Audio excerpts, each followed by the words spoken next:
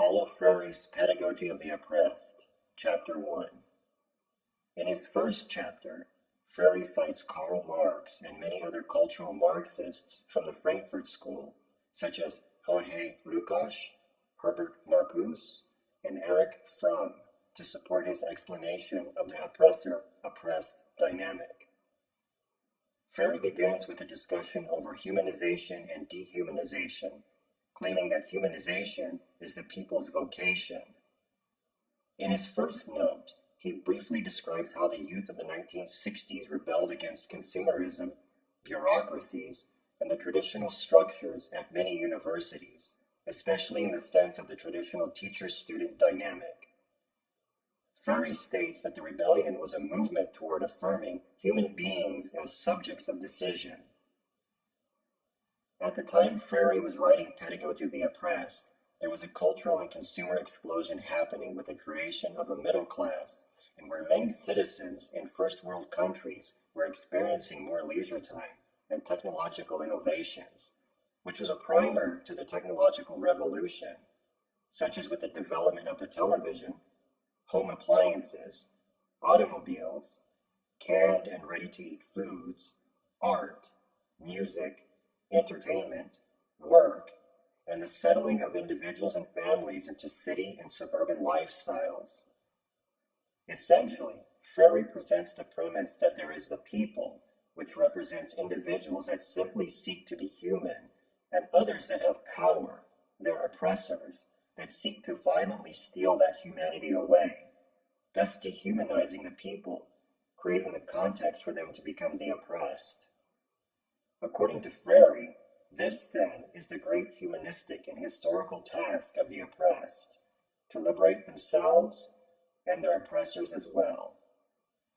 The oppressors, who oppress, exploit, and rape by virtue of their power, cannot find it in this power the strength to liberate either the oppressed or themselves, he claims. To achieve becoming a complete human, then, would mean that the oppressed need to recognize themselves as subjects of change, that are aware of their own power to change their world and to be free from the oppressor's injustice. Freire claims only the power that springs from the weakness of the oppressed can free them and their oppressors. He warns of the false generosity that could develop if the oppressed only try to soften the power of their oppressors, which is nourished by death, despair, and poverty. Freire states, true generosity lies in striving so that these hands, whether of individuals or entire peoples, need be extended less and less in supplication, so that more and more they become human hands which work and, working, transform the world. This harkens back to his discussion over the difference between humanist and humanitarianism efforts, where the humanist approach seeks to regain the lost humanity suffered by the oppressed, and humanitarianism leads to or continues the dehumanization of the oppressed. In this sense, only the oppressed can best understand what it means to be oppressed, and the necessity of liberation, which is liberation gained through praxis, the reflection-action process applied through critical consciousness, and the act of love opposing the lovelessness which lies at the heart of the oppressor's violence. Freire also warns of how the oppressed might become sub-oppressors, or oppressors themselves when they identify so closely with their oppressor's ideals and perception of the world.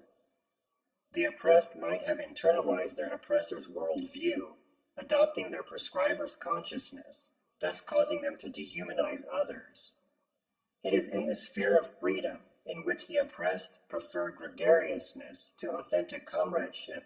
They prefer the security of conformity with their state of unfreedom to the creative communion produced by freedom and even the very pursuit of freedom. Freire claims that the oppressed suffer from a duality, in which they feel as if they discover without freedom they cannot exist authentically. Yet, although they desire authentic existence, they fear it. What is the cause of this duality? According to Freire, the oppressed are themselves, but are also the internalized consciousness of their oppressor. Freire then transitions into discussing how pedagogy, forged with, not for, the oppressed, whether individuals or peoples, in the incessant struggle to regain their humanity is necessary. He states, this pedagogy makes oppression and its causes objects of reflection by the oppressed, and from that reflection will come their necessary engagement in the struggle for their liberation. And in the struggle, this pedagogy will be made and remade. The question Freire poses is, how can the oppressed, as divided, unauthentic beings, participate in developing the pedagogy of their liberation? The pedagogy of the oppressed is an instrument for their critical discovery that both they and their oppressors are manifestations of dehumanization, he states. In essence, Freire claims that in order for the oppressed to achieve liberation, they must form solidarity with their oppressor and achieve it together. The oppressor must learn to view the oppressed as people who have been treated in an unjust way, and the way to do this is through showing them love. He says, true solidarity is found only in the plenitude of this act of love, in its existentiality, in its praxis. Freire argues that in order to transform their reality, the oppressed and the oppressor must learn to accept the constant dialectical relationship between subjectivity and objectivity, since one cannot exist without the other. Freire states that Marx had not argued for a dichotomy between subjectivity and objectivity. Marx criticized and scientifically destroyed was not subjectivity, but subjectivism and psychologism. The term psychologism Freire is using in this text seems to refer to a third method of experiencing and describing one's reality, such as the intervention from an outside interpretation of lived experiences in order to explain them scientifically. In this sense, Freire adopts Marx's criticism of subjectivism and objectivism, which seeks to separate subjectivity and objectivity, leaving the oppressed and their oppressors unable to transform their reality. Freire argues that the only way to achieve liberation is through praxis, which is reflection and action upon the world in order to transform it. In order to resolve the oppressor-oppressed contradiction, he claims is through authentic praxis. He states, to achieve this goal, the oppressed must confront reality critically, simultaneously objectifying and acting upon that reality. Freire argues that only a mere perception of reality cannot transform objective reality, unless it is followed by critical intervention. This is the case of a purely subjectivist perception by someone who forsakes objective reality and creates a false substitute, Freire says. In essence, a purely subjectivist perception avoids critical intervention since that reality is fictitious. Another example of avoiding critical intervention can occur when it threatens the individual or class interests of the perceiver. Freire cites Lukács's warning to the Revolutionary Party, stating that once the masses are explained their own action, of how they are actively transforming their reality, the more critically they enter that reality. A necessary part of explaining to the masses their own action in this instance involves reflection upon their experience transforming their reality. Freire, however, prefers dialoguing with the people about their actions and their quest to transform their reality and regain their humanity, and therein lies the roots of his pedagogy of the oppressed, which is the pedagogy of the people engaged in a fight for their own liberation. The pedagogy of the oppressed must stem from the people themselves, not their oppressors, and is fueled by authentic humanist, not humanitarian, generosity, which is a pedagogy of humankind.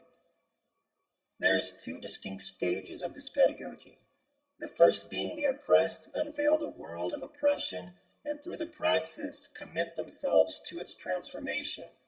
And second, in which the reality of oppression has already been transformed, this pedagogy ceases to belong to the oppressed and becomes a pedagogy of all people in the process of permanent liberation.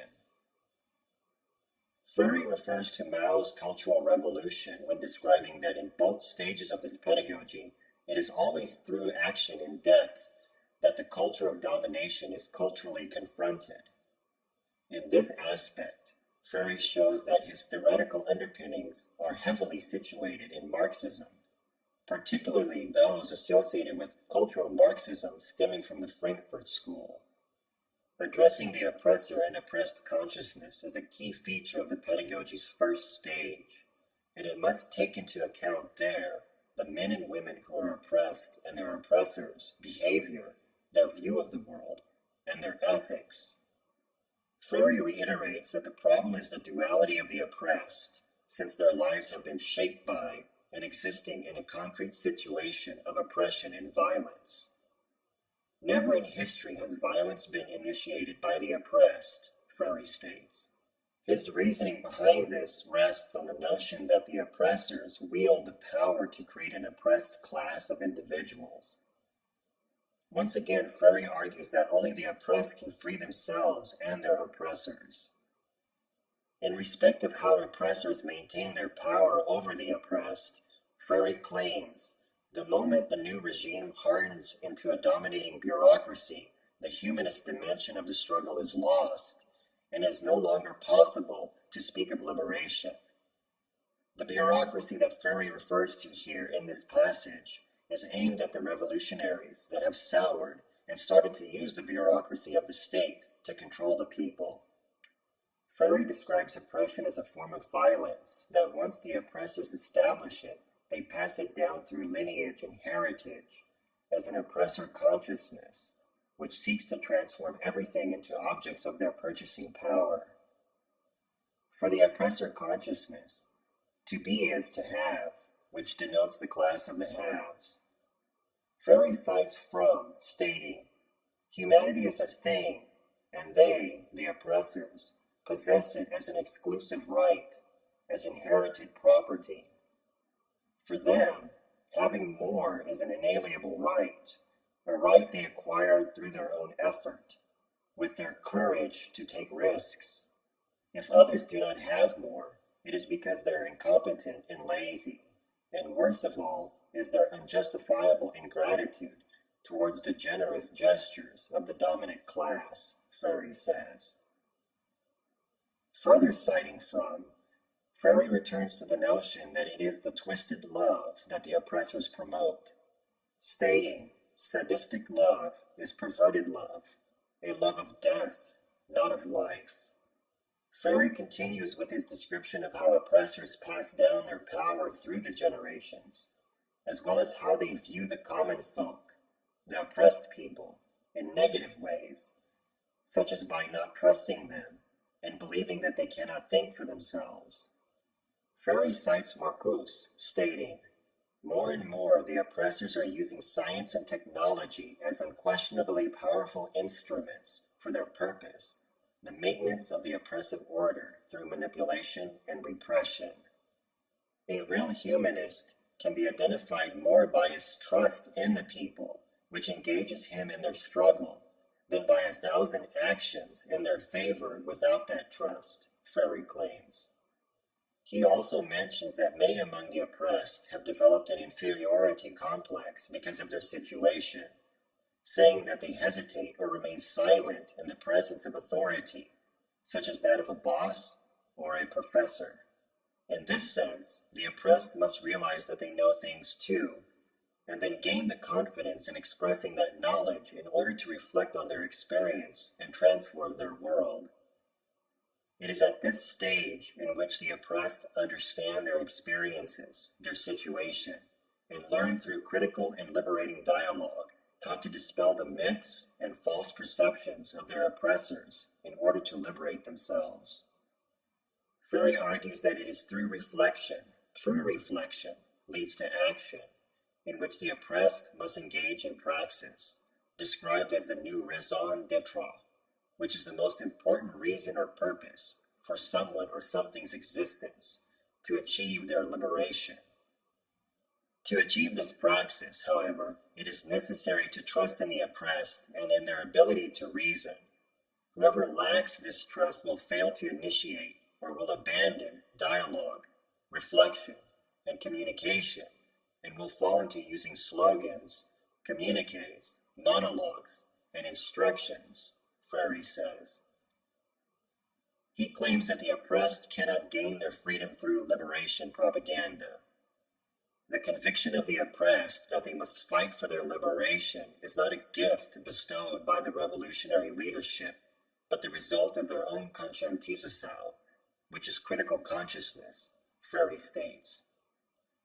Freire closes the chapter saying, a revolutionary leadership must accordingly practice co-intentional education.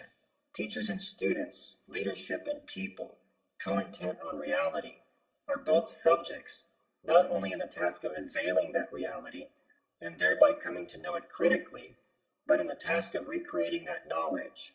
As they attain this knowledge of reality through common reflection and action, they discover themselves as its permanent recreators.